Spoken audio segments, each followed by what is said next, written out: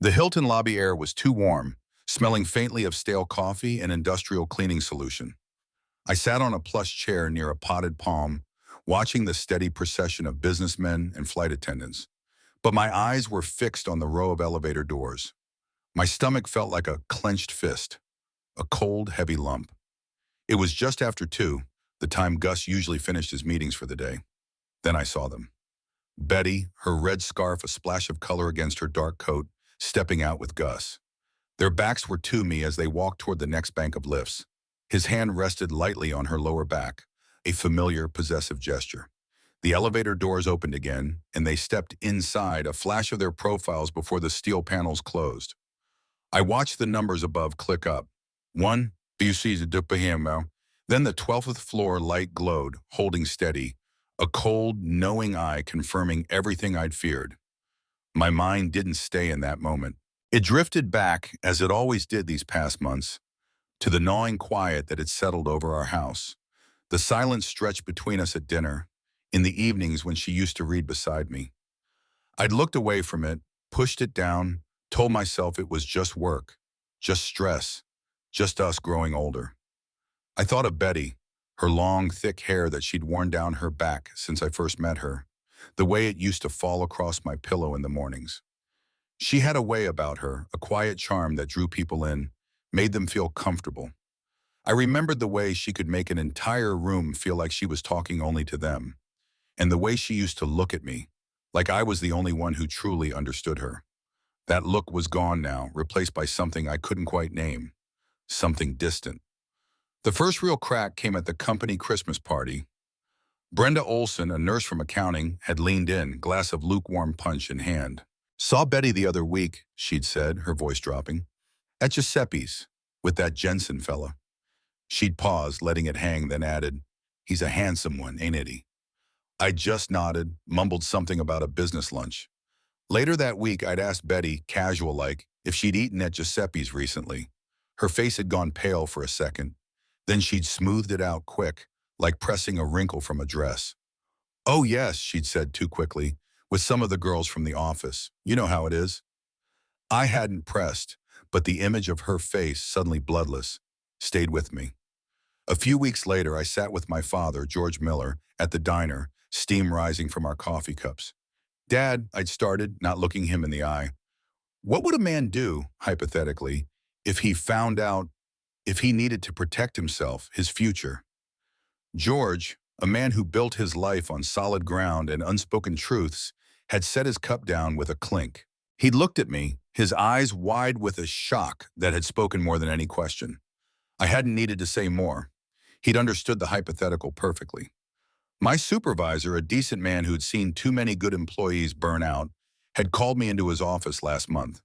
He'd noticed the blank stare, the missed deadlines. "Frank," he'd said, his voice quiet, "you look like you're running on an empty. Take some time. 3 months. We'll cover your position." I hadn't argued. I knew I needed to step away, to figure things out. This wasn't about anger or violence. My lawyer, a stern woman with sensible shoes, had already warned me in plain terms against doing anything rash, anything that could be used against me. This was about making things right in my own way, a way that would unravel the lies without breaking any laws. I remembered the dreams we'd shared, the little house with the porch swing, the kids we talked about naming after our grandparents, the savings account for a down payment that we'd built up over 15 years. All of it, a careful, deliberate plan, now revealed as a fragile construction built on shifting sand. I stood up, my legs feeling a bit stiff from sitting so long. I walked to the front desk, the carpet soft under my feet. The woman behind the counter, a young girl with too much makeup, looked up. "I'd like to be connected to Mr. Gus Jensen's room, please," I said, my voice steady, betraying nothing. I knew Gus, knew his business, a moderately successful real estate firm, knew his wife Martha, a quiet woman I'd seen at community events, knew his 2 boys, twins, who played Little League with my nephew. Gus was a family man, just like I thought I was. She pressed a button, waited. The phone rang, a faint, distant sound. I waited. It was time to stir the pot. The hotel phone felt oddly light in my hand as I waited, the faint hum of the connection the only sound. Then a voice thick with sleep or surprise came through. "Hello?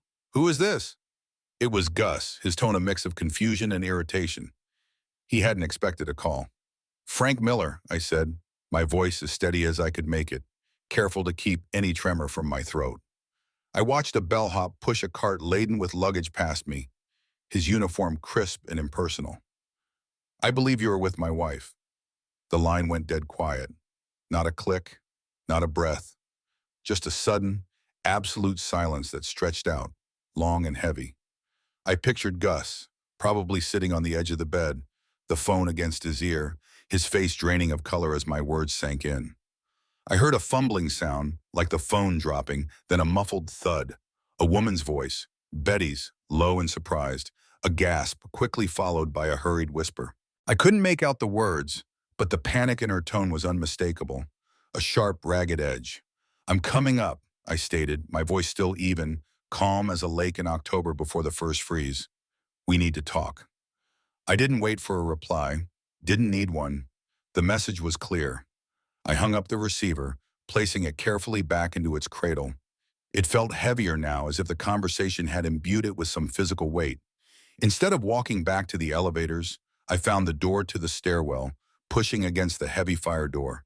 The air in the stairwell was cool, smelling of concrete and old dust, a sharp contrast to the perfumed warmth of the lobby. I started climbing. Each step was deliberate, not a rush of anger or a desperate flight, but the steady, measured march of a man with a purpose. 12 flights of stairs. It gave me time to think, to let the cool air fill my lungs, to make sure my face would show nothing but a quiet resolve. My sneakers squeaked softly on the worn treads. Up, up, one foot after the other, past the numbered landings, past the emergency exit signs. When I reached the 12th floor, I pushed open another heavy door, stepping back into the carpeted hallway. It was quiet here, a hushed corridor typical of a hotel's upper floors. Room 1212, I stood for a moment, letting the silence settle around me, gathering my breath. My chest felt tight, but my hands were steady. I raised my hand and knocked, two quick, distinct taps that echoed slightly in the quiet. The door cracked open, slowly at first, then widened just enough for me to see Betty. Her face was a mask of shock and fear, her eyes wide, hair a little mussed. She wore a silk robe, one I'd bought her last Christmas. Her gaze darted from my face to something or someone behind her. Gus. He stood there, pale and disheveled, the front of his shirt unbuttoned, his hair rumpled. He looked like a deer caught in headlights, trapped. I met Betty's gaze, held it. The air felt thick, heavy with unspoken things. "Betty," I said, my voice flat, devoid of any emotion I might have once felt. "It's over, all of it." My words hung in the air, cold and definitive. Gus, still behind her, tried to speak, a stammering sound escaping his throat. "Frank, I can explain." I simply held up a hand, a small, dismissive gesture. "Not a word, Gus." My eyes stayed on Betty. She started to cry then, a small, choked sound, her shoulders trembling. "Frank, please." The word was barely a whisper, a desperate plea. I shook my head, cutting her off, no room for argument or negotiation. No pleas anymore, just the end. I didn't raise my voice. There was no need. The finality in my tone was enough. I turned away from the doorway, from their shocked, fearful faces, from the scent of stale hotel air, and the raw, heavy tang of betrayal that seemed to hang around them. I walked back toward the stairwell, leaving them standing there, exposed in the dim light of the hallway. The night air outside the Hilton was cool, a sharp contrast to the stale warmth of the hotel lobby. I felt it on my face as I walked, but it didn't register much. There was just a quiet emptiness inside me, a hollowness where a knot of dread had been for months. The streetlights blurred into streaks of yellow and white as I drove. The radio silent, a conscious decision to avoid any sudden burst of music or chatter that might shatter the fragile calm I was trying to maintain. My phone buzzed in the cup holder, a persistent vibration I ignored. By the time I pulled into our driveway, Betty's frantic texts had piled up. "Frank, where are you? Please talk to me. This isn't what you think." Each message popped up, a fresh stab, but I just locked the phone and left it in the car. First thing in the morning, before the sun was fully up, I called my lawyer, Henderson. He was a practical man, no nonsense, with a voice that sounded like gravel and reason. He answered on the second ring. "Miller," he grunted, already sounding like he'd been at his desk for hours. I laid it out, brief and to the point. He listened without interruption. "All right, Frank," he finally said. "This ain't pretty, but it's not uncommon. First thing, you secure your finances. Separate any joint accounts immediately. Document everything. Dates, times, that any little detail. It'll all matter later." The gears of the legal process, cold and impersonal, had begun to grind. Betty arrived home a few hours later, the key scraping in the lock. I was in the kitchen, making coffee, watching the steam rise. Her eyes were red and puffy, her posture slumped, as if the weight of the night had physically pressed her down. The apartment felt thick with unspoken words, an almost tangible pressure in the air. She walked in slowly, her coat still on, dropping her purse onto the floor with a soft thud. "Frank," she started, her voice hoarse, "I can explain. It's not what you think. I just watched her, my face unreadable. I'd rehearsed this in my head 100 times. I listened to her try to explain, to apologize, to minimize. She spoke of loneliness, of misunderstandings, of a momentary lapse in judgment. Her words hung in the air, hollow and unconvincing, even to her own ears, I suspected. I let her finish, let the silence stretch out after her last desperate plea. "I want a divorce, Betty," I said, the words feeling heavy on my tongue, yet strangely liberating. They weren't an accusation or an outburst, just a simple statement of fact and inevitability. Her face crumpled. She collapsed onto the sofa, a choked sob escaping her throat. She started begging, bargaining, repeating my name like a prayer. "Frank, please, we can fix this. Think of our plans, our life. I made a mistake, a terrible mistake. I swear I'll change." She tried to reach for my hand, but I stepped back, out of reach. I stood firm, a quiet resolve hardening my features, cementing the decision. That night, I moved my few things into the spare room. My old college textbooks, a lamp, a blanket from the back of the closet. It was a cold, clinical separation in our shared space, a clear line drawn in the sand without a single shout or slammed door. News of my sudden leave of absence spread quickly through the hospital grapevine. I expected as much. Brenda Olson, from accounting, even sent me a card. Inside, her neat handwriting offered sympathy, saying she hoped I felt better soon, but the underlying message was clear. She knew. I started packing a box, just one, filled with small, personal items.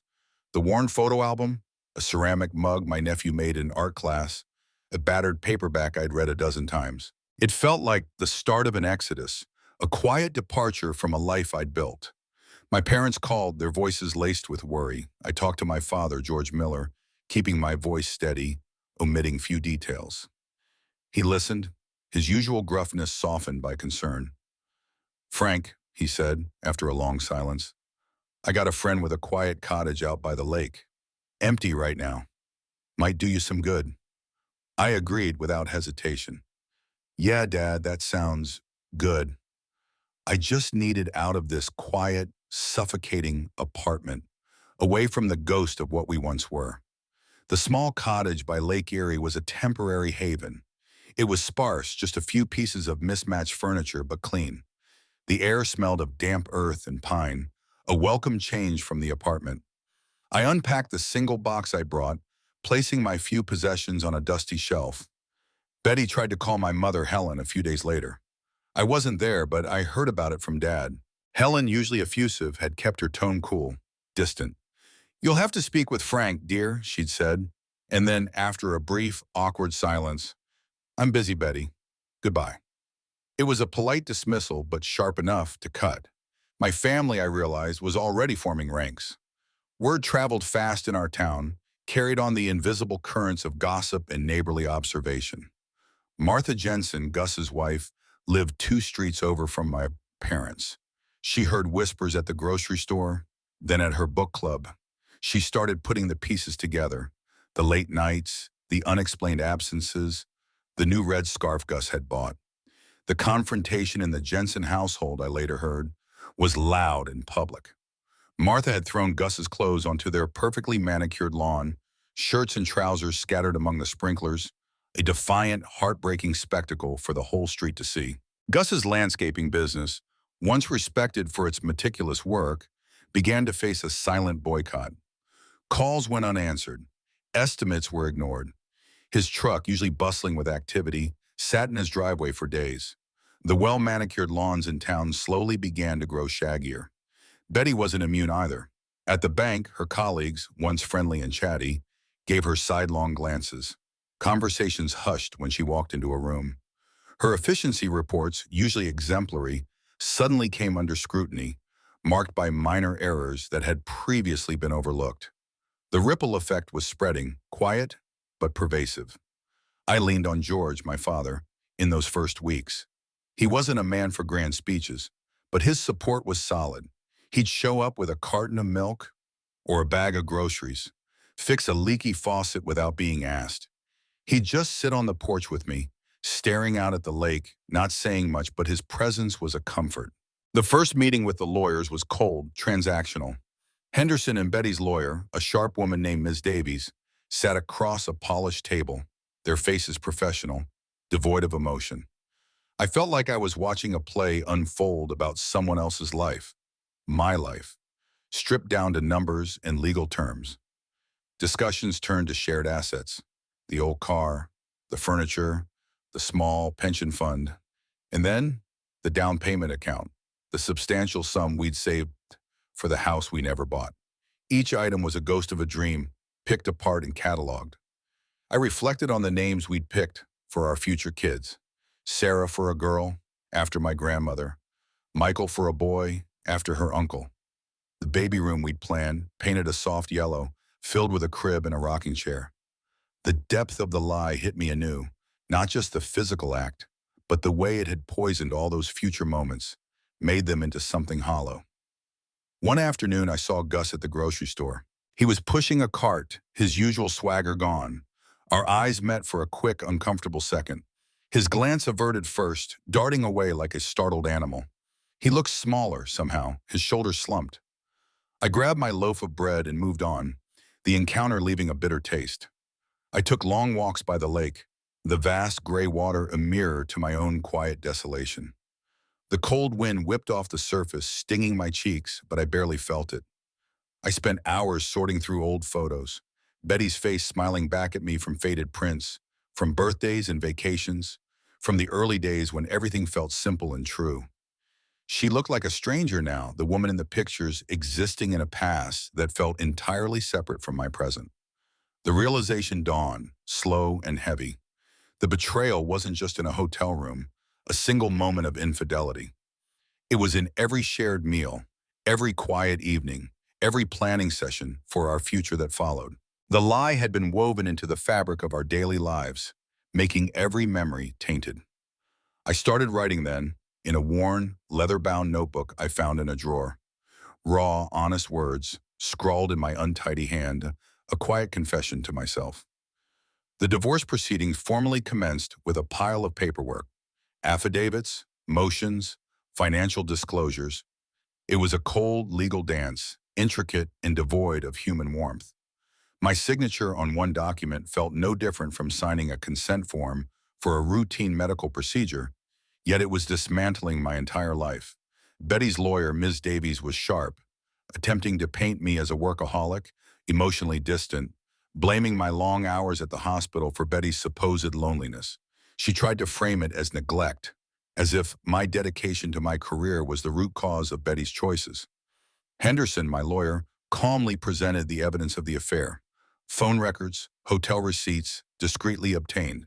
The truth, stark and undeniable, laid out on a table for all to see. It wasn't an accusation, just facts, meticulously gathered.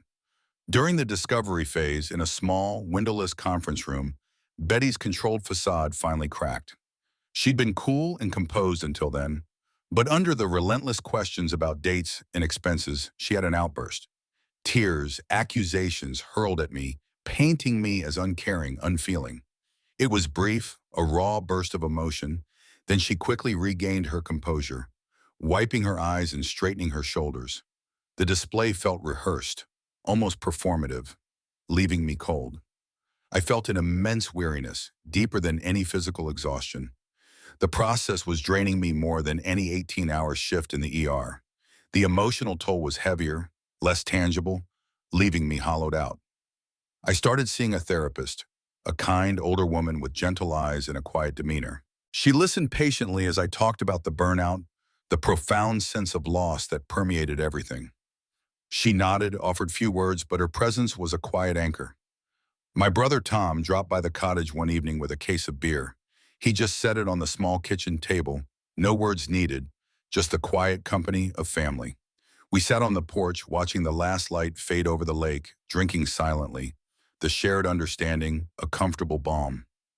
The division of assets became contentious. Betty fought for more than I expected, clinging to financial security with a tenacity that surprised me. The house down payment, the modest pension, everything was on the table, debated and contested. She seemed to see it as her due, a compensation for some imagined slight. Betty's struggles at the bank intensified. I heard from a mutual acquaintance that she'd been put on a performance improvement plan. Her future there was uncertain, the whispers and judgments growing louder. The consequences, I realized, were not just mine to bear. Henderson informed me that Gus was also facing a messy divorce from Martha. His world was collapsing too, his business suffering, his family fracturing. It wasn't a source of satisfaction, just another cold fact in the unraveling. I began to realize the marriage likely began unraveling long before I knew it. Long before Gus Jensen. That her love was conditional, or perhaps never quite what I imagined it to be. The foundation had been weak, even if I hadn't seen the cracks. The constant rehashing of our life together, now viewed through the harsh, unflinching lens of betrayal, was excruciating. Every memory, once cherished, was now tainted, seen through a filter of deceit. I looked at my reflection in the lake's still surface, seeing a man older than his 31 years, lines etched around his eyes that hadn't been there before. The weight of it all was visible. I found solace in my solitude, the quiet moments by the water, trying to rebuild my inner landscape, piece by painful piece. The therapist gently guided me towards acknowledging my own pain, not just my anger, helping me to see the grief beneath the cold, hard facts. Life has a way of showing you just how costly choices can be. Stick around to the end to see how life's costly choices unfold. The affair became common knowledge in our tight-knit Midwestern town with the quiet swiftness of a prairie fire. Heads turned a fraction too slowly at the grocery store. Conversations paused when I walked past, picking up again in hushed tones. It wasn't malicious, not openly hostile, but a pervasive awareness. Everyone knew.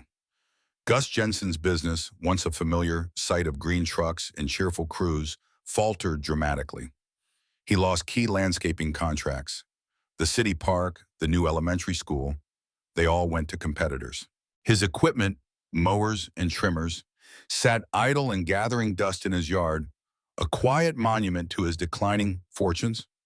Betty was officially let go from the bank. The formal reason was restructuring, a vague corporate term, but everyone knew why. The whispers, the sidelong glances, the sudden scrutiny of her work had all led to this inevitable conclusion. She tried to hold on, but the pressure from within and without had been too much. Martha Jensen's divorce from Gus proceeded with ruthless efficiency. Her lawyer, a tenacious woman from out of town, didn't miss a beat. Martha took him for everything she legally could, leaving him with little more than the shirt on his back and the quiet hum of his idle equipment. It wasn't a victory for me, just a consequence. I received quiet nods of sympathy from colleagues and acquaintances. People would look at me with a soft, knowing gaze. But beneath the sympathy I also felt the stigma, the unspoken judgment of being the one who got cheated on, a man whose wife had looked elsewhere. It wasn't a direct accusation, but a quiet implication of something lacking. I grappled with my own workaholic tendencies during those long, quiet evenings at the cottage. I wondered if my long hours, my deep focus on my career had contributed to Betty's loneliness, if I had somehow pushed her away. But even as I considered it, I never excused her choice. My dedication was a part of me, a commitment to healing others. Her betrayal was hers alone. George and Helen Miller, my parents, remained my steadfast anchor. Their support was unwavering, a solid rock in the shifting sands.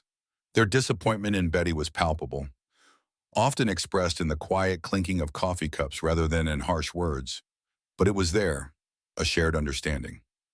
One afternoon, I ran into Brenda Olson at the hardware store. She was looking at paint swatches, and I was picking up some nails. She stopped, her eyes wide and genuinely sad. "I'm so sorry, Frank," she said, her voice soft, barely above a whisper. "I really am." It was a genuine human moment, a fleeting connection that cut through the polite fictions of small-town life. The final divorce settlement was reached a few weeks later, a somber agreement signed in Henderson's quiet office. I felt a pang of relief, a tightening in my chest that finally eased. But there was no triumph, no sense of winning, just the quiet closing of a chapter. With the settlement, I sold the apartment, the place where we'd built a life, and bought a small, modest house on the outskirts of town. It was older with a big oak tree in the front yard, away from all the old memories, the ghosts of our past. I felt a slight calm just thinking about it. I started building new routines, deliberately avoiding the places Betty and I used to frequent, the old diner, the park where we'd walked, the small bookstore. I found new quiet corners of my own, a new coffee shop, a different route for my morning run. I realized that while I paid a price, losing my marriage, my dreams, my sense of security, so did they. Gus lost his business, his family, his standing in the community. Betty lost her job, her reputation, and eventually the man she'd chosen over me. Perhaps I thought their price was heavier. The small-town gossip, as it always does, eventually faded. New scandals, new curiosities replaced the old, but the quiet understanding remained, etched into the collective memory of the town. I packed up the last box from the apartment, a final few books and kitchen utensils, leaving the space empty, a shell of what was. As I locked the door for the last time, I knew this new house, this new life, was a fresh start, clean as freshly swept floors. The divorce was finalized, a crisp signature on a few sheets of paper. It felt like a small, insignificant action, yet I felt it deep in my bones, a shift, a closing chapter that finally sealed itself shut. The legal battle was over, the last tie severed. I dedicated my leave to genuine recuperation.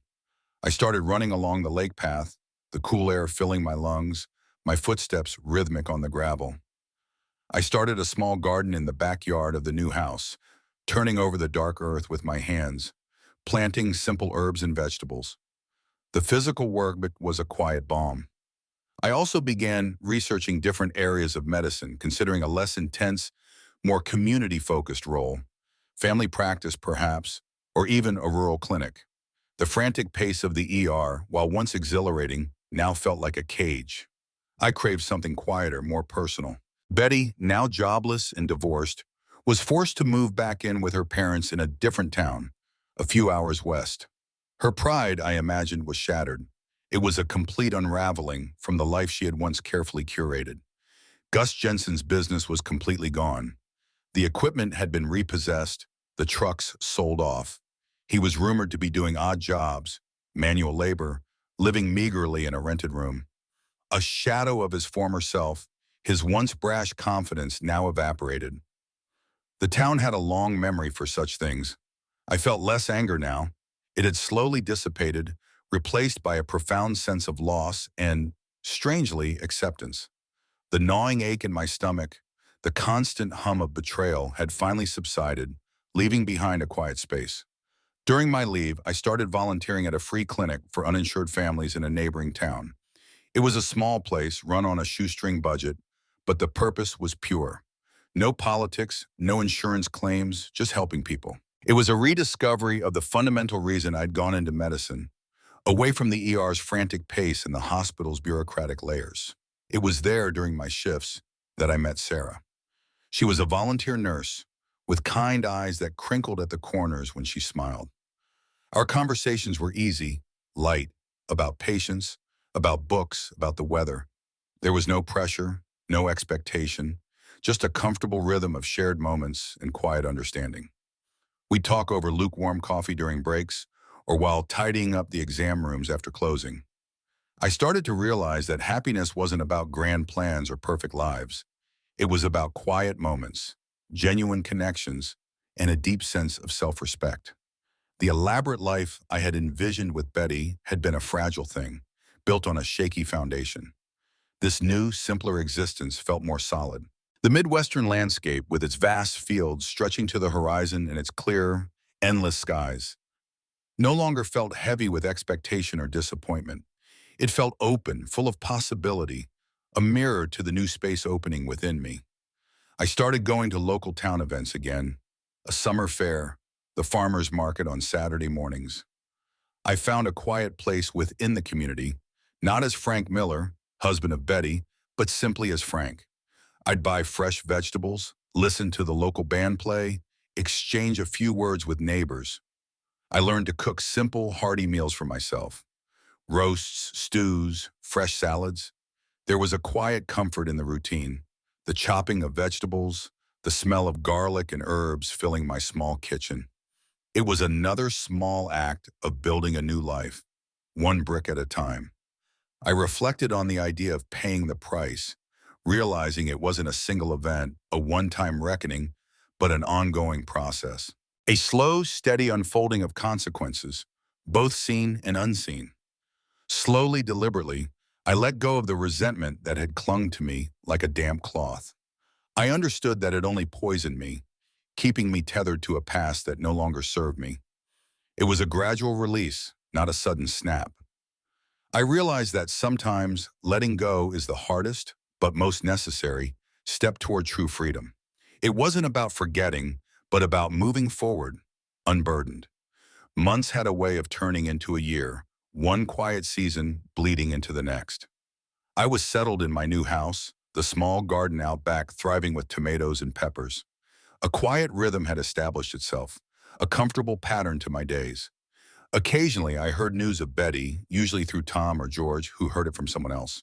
She was working retail now, in a different town, a few hours away. A quiet existence, far from the bank and the small town spotlight. Gus Jensen was practically a ghost in town. Rarely seen, his name now just a quiet cautionary tale whispered by the older folks over coffee at the diner. The once vibrant landscaping business sign on his old property was faded, chipped, a testament to what had been. I visited George and Helen often. Their house, filled with familiar smells of coffee and old wood, was a constant comfort. We'd sit on the porch, watching the cars go by, talking about nothing much, the unspoken understanding between us a sturdy bridge. I reflected on the price I had paid, the lost years, the shattered trust, the raw, searing pain, but also I acknowledged the clarity it had brought. It had stripped away the illusions, forced me to look at my life with unflinching honesty. I acknowledged my own blind spots, my relentless focus on work, my tendency to disappear into the demands of the ER. I knew I hadn't been a perfect husband, but I held firm to the fact that my imperfections didn't excuse her choices, her deliberate betrayal. Those were hers alone. The scar of betrayal was still there, a thin white line etched across my memory, but it no longer throbbed with raw pain. It was just a part of my story now, a testament to what I had survived. I found a deep peace in solitude, in the rustle of leaves outside my window, the quiet of the evening as dusk settled over the fields. I was no longer lonely, not in the desperate, aching way one had been. I was simply alone, and that was enough. It was a chosen state, a space for quiet growth.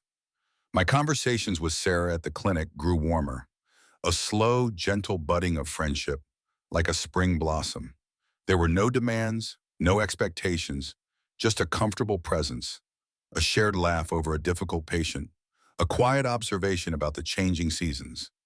We talked about anything and everything, the easy flow of words, a welcome addition to my life. I began to believe in a future that wasn't defined by what I had lost, but by what I had gained: resilience, hard-won wisdom, a quiet, unshakable strength. It wasn't the future I had planned, but it was a future I was building, brick by patient brick. I felt a quiet gratitude for the simple things, a good cup of coffee in the morning, the warmth of the sun on my face as I worked in the garden, a call from my brother checking in. These small moments, once overlooked, now held significant weight. I often looked at the empty spot on my finger where my wedding ring used to be. It no longer felt like a symbol of loss, but of freedom. The freedom to choose my own path, to define my own happiness, untethered from a past that no longer served me. I realized that true healing wasn't about forgetting. It wasn't about erasing the past, but about integrating it into who I was now, without letting it consume the present. The memories were there, but their power had diminished. I picked up a novel one evening, a habit I'd lost to long work hours and the demands of marriage. I found quiet pleasure in other people's stories, in the escape they offered, the different worlds they opened. The acceptance settled in, a deep, steady calm that felt like the Midwestern sky before a gentle rain, vast and peaceful. I was back at work, not in the frenetic pace of the ER, but in a new role focusing on preventative care at a local community clinic. The frantic burnout that had shadowed me for so long was now a distant memory, replaced by a steady, purposeful rhythm. The change suited me. There was less adrenaline, more connection, more time to truly listen to people. I was a changed man, no doubt, more empathetic to the quiet struggles people carried, more present in conversations, forged in the quiet crucible of betrayal and rebuilding. The experience had peeled back layers I hadn't known were there, leaving something harder, yet more refined. I understood the profound complexities of human hearts, their capacity for both cruelty and a quiet, enduring resilience. I'd seen it in myself, in Betty, in Gus, and now in the patients I treated every day. There was a sense of quiet triumph, not over Betty or Gus, but over my own despair. I had survived the wreckage, navigated the fallout, and found my way back to solid ground. The pain had been immense, but it hadn't broken me. My perspective on love and trust had shifted, tempered by hard-won experience. I was more cautious now, certainly, but also more appreciative of genuine connection, of the small, honest gestures that truly mattered. The grand, sweeping gestures felt hollow, performative. I was open to new possibilities, including the gentle friendship with Sarah at the clinic. We still talked during breaks and sometimes after shifts about anything and everything. It was a slow, natural unfolding, moving without haste, without expectation, just letting things be. She had a quiet strength about her, a calm that resonated with my own. The Midwestern landscape, sprawling and resilient, mirrored my own internal calm. The vast fields, the clear, open skies, the steady cycle of seasons, they all grounded me. I felt rooted in this place, in this new life. I often looked out from my porch at the fields stretching to the horizon, the weight of the past acknowledged, but no longer crushing. It was a part of my story, a chapter that had closed, but it didn't define the entire book. I knew the price was paid, not just by Betty and Gus, but by me too. And in paying it, in walking through the fire, I had bought myself a piece of quiet, a hard-won peace that felt more valuable than any material possession. It was a peace forged in understanding, in letting go. I found comfort in the everyday rhythms of my new life, the smell of fresh cut grass on a summer evening, the distant sound of a tractor working a field, the quiet hum of my refrigerator. These small constants were anchors. I understood that forgiveness wasn't for the other person. It was for myself, to release the bitterness that clung to me, to free myself from the poison of resentment. It was a process, not a destination, but I was making progress. I knew life was long and complicated, full of unexpected turns and challenges, but I felt ready for whatever came, armed with a quiet strength I hadn't known I possessed. The man who had walked into the Hilton lobby that day was gone, replaced by someone more resilient, more at peace.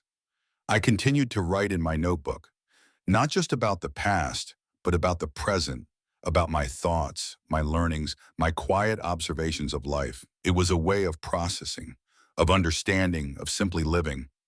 A faint smile touched my lips as I watched the sunset one evening, the sky painted in hues of orange and purple. The colors bled into one another, reflecting on the distant clouds. It wasn't a dramatic flourish, not an ending that tied everything up with a neat bow, but the quiet, enduring hum of a life rebuilt, brick by painful brick, settling into a new, steady rhythm.